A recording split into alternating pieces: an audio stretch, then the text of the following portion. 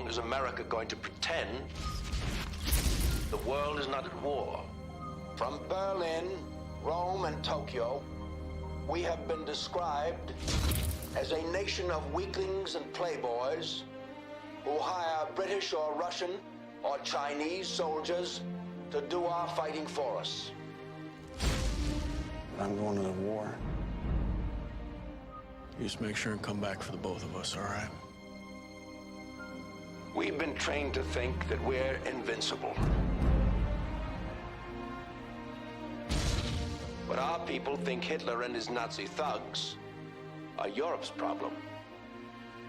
Does anyone think that victory is possible without facing danger?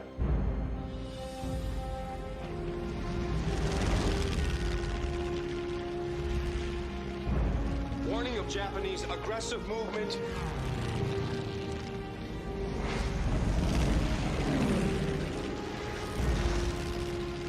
December 7th. 1941. A date which will live in infamy.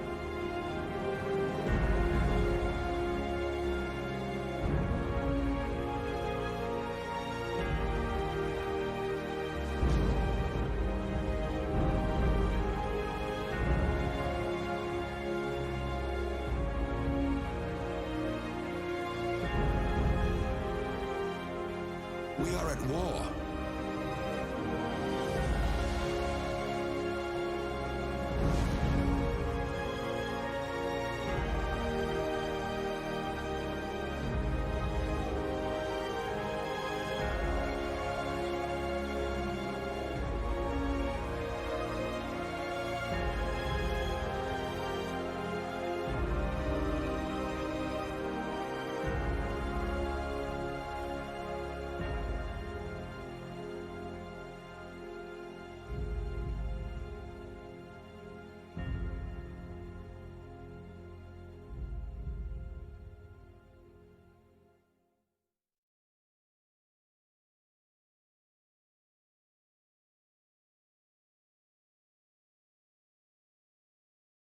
Assalamualaikum warahmatullahi wabarakatuh. Halo, kami dari kelompok Duanisme mata kuliah Teori Hubungan Internasional Universitas Singapura Bangsa Karawang. Di sini kami akan mereview film dari Pearl Harbor berdasarkan teori-teori hubungan internasional. Sebelum kita beranjak untuk melihat review tersebut, anggota kelompok kami ada Ade Suharyo, Alwan Syah, Apriyani, Feiza Rahars, saya sendiri Fatia Kinarya, Karyati, dan terakhir Kevin Dio.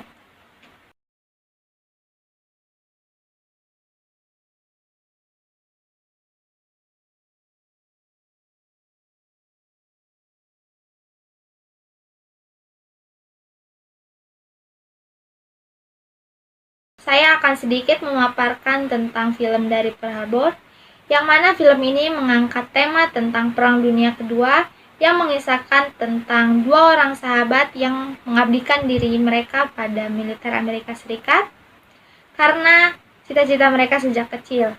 Hingga suatu ketika mereka dipertemukan dengan seorang wanita, persahabatan mereka pun harus diuji karena saling mencintai wanita yang sama.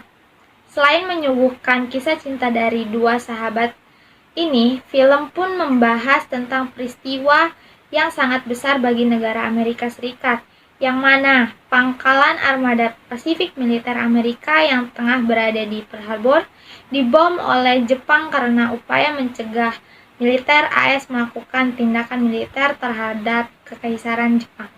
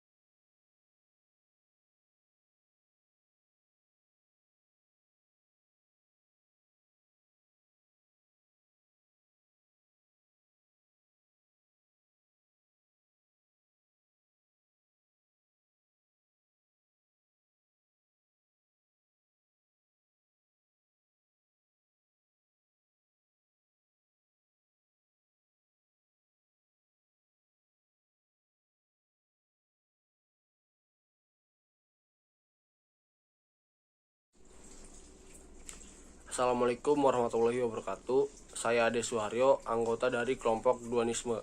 Baik, lanjut ke adegan kedua, yaitu perbincangan dan perencanaan Presiden Franklin D. Roosevelt. Adegan dimulai ketika Presiden Amerika menerima pertanyaan oleh pemimpin Uni Soviet dan Inggris dengan statement, "Sampai kapan Amerika akan berpura-pura dunia sedang tidak berperang?"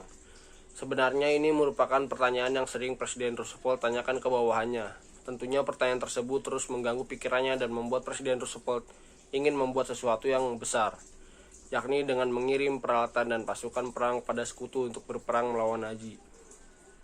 Dalam adegan ini menurut saya mengandung teori idealisme. Kemudian lanjut ke pengemuka teori.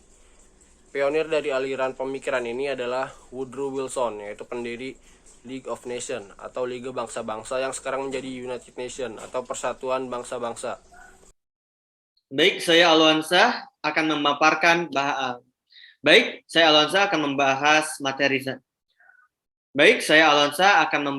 adegan berikutnya, tepatnya di adegan ketiga, menit 33 lebih 50 detik.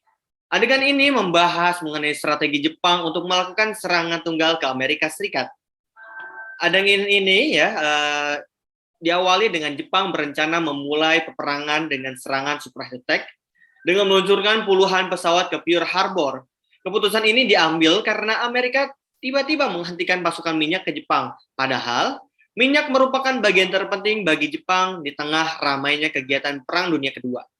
Teori yang digunakan pada adegan ketiga adalah sekuritisasi menurut mazhab Copenhagen, yang dimana Wever dan koleganya menyatakan keamanan sebagai suatu pernyataan speed art yang menjadikan keamanan bukan hanya sebuah konstruksi sosial, melainkan juga membuka peluang bagi agen selaku pelaku keamanan untuk menyatakan bahwa berbagai isu berpotensi mendatangkan ancaman eksistensial bagi manusia ataupun negara. Adapun dalam sekuritisasi mengandung logika retorika tertentu yang meliputi 3 hal. Yang pertama adalah adanya klaim bahwa suatu objek, baik itu individu, publik, kelompok, maupun negara tertentu sedang menghadapi ancaman eksistensial. Yang kedua, adanya tindakan untuk melakukan tindakan di luar kebiasaan untuk mengatasi ancaman sekaligus memberikan justifikasi bagi tindakan-tindakan yang darurat tentunya.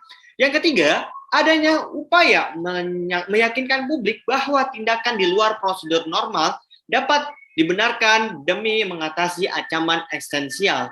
Kemudian, analisis pada adegan ketiga, yakni Jepang mengambil tindakan penyerangan karena sedang dalam posisi yang berpotensi mendatangkan ancaman eksistensial, di mana pasokan minyak Jepang dihentikan oleh Amerika. Khawatir hal yang tidak diinginkan, akhirnya Jepang memutuskan untuk sekalian saja menyerang Amerika, karena pada saat itu pula Jepang dengan Washington, yaitu negara bagian dari Amerika, sedang berupaya melakukan perdamaian.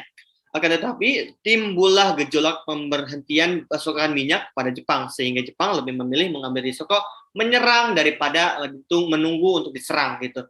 Dimana walaupun Amerika pada awal-awal Perang Dunia Kedua menyatakan bahwa Amerika adalah negara yang netral. Baik, terima kasih. Selanjutnya ada scene pengeboman Pearl Harbor oleh Jepang. Adegan dimulai ketika pada hari Minggu pagi 7 Desember 1941, Angkatan Laut Kekaisaran Jepang melakukan serangan dadakan terhadap armada Pasifik Angkatan Laut Amerika Serikat yang tengah berlabuh di pangkalan AL Pearl Harbor, Hawaii. Dan serangan dimulai sekitar pukul 7.30 pagi waktu Hawaii. Diserang dengan setidaknya oleh 353 pesawat tempur, pesawat pengebom, dan pesawat pencuri torpedo oleh Angkatan Laut Jepang. Dan dalam 2 gelombang serangan, itu diberangkatkan dari 6 kapal induk KL Jepang. Dan akibat dari serangan ini, lebih dari 3.000 warga Amerika Serikat tewas. Teori yang relevan dengan kejadian ini adalah realisme. Dengan analisa, serangan tunggal dan pengeboman yang dilakukan oleh Jepang itu disebabkan karena Amerika berhenti mengirimkan pasokan minyak ke Jepang yang merupakan bahan pokok sebagai sumber kehidupan di Jepang. Pada dasarnya, Laksamana Isoroku Yamamoto yang mencetuskan ide menyerang Pearl Harbor itu telah menerka bahwa serangan yang dilakukannya itu hanya akan menjadi bumerang bagi Jepang. Dan benar saja, Amerika merespon serangan tersebut dengan melakukan pengeboman di Tokyo pada 18 April 1942 dan berhasil menghancurkan 2 kapal terbesar yang dimiliki oleh Jepang. Dan kejadian ini itu sejalan dengan pendekatan realis, karena perang terjadi bukan karena tidak ada organisasi dan norma internasional, Namun karena tidak adanya negara sebagai aktor yang berperan sebagai balancer yang dapat memberikan punishment kepada negara yang melakukan agresi atau serangan terhadap negara lain, maka dari itu diperlukan adanya negara great power. Adegan 5, skin perawat wanita di rumah sakit dekat medan pertempuran.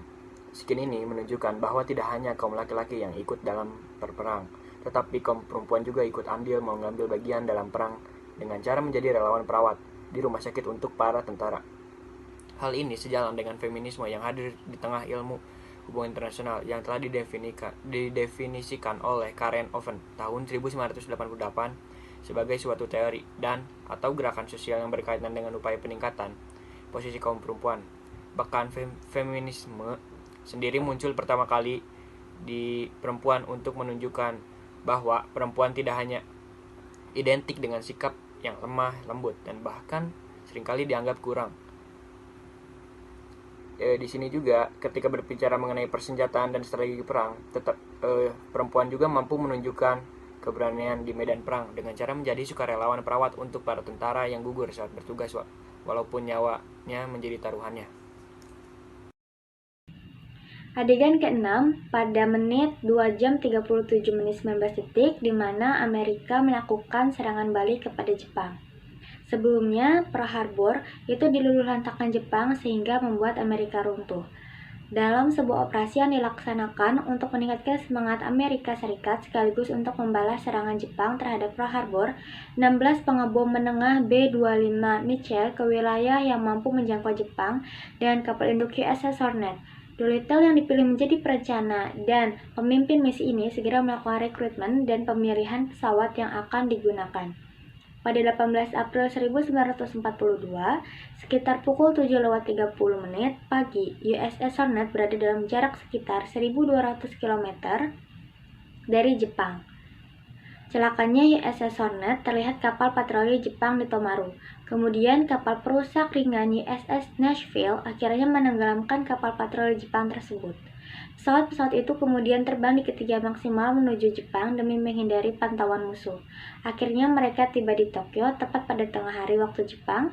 Dari ketinggian 460 meter mereka menjatuhkan bom ke 10 target militer dan industri di Tokyo. Adegan ini sesuai dengan teori hubungan internasional yaitu teori realisme dengan pengemuka teori E. Hakar dan H. J. Morgenthau, di mana realisme menjunjung tinggi nilai-nilai keamanan nasional dan eksistensi atau kelangsungan hidup negara. Dalam situasi anarkis atau ketiadaannya pemimpin dunia, maka masing-masing negara harus memperjuangkan kelangsungan hidupnya melalui pembangunan kekuatan militer. Untuk analisanya, pembalasan Amerika terhadap penyerangan Jepang sebelumnya di Pearl Harbor membuat Amerika tetap memperkuat kekuatan militernya. Hal ini terlihat bahwa adanya kekuatan militer yang diterapkan untuk kelangsungan hidup dalam situasi anarki, baik dari anggota-anggota militer yang dipilih maupun pesawat tempur anti peluru yang digunakan dengan membawa bom-bom yang akan digunakan untuk menghancurkan Jepang. Adapun di satu sisi, pada saat penyerangan, Jepang mempertahankan dengan menembakkan meriam ke pesawat tempur Amerika. Di sini terlihat sekali penggunaan militer pada peristiwa tersebut.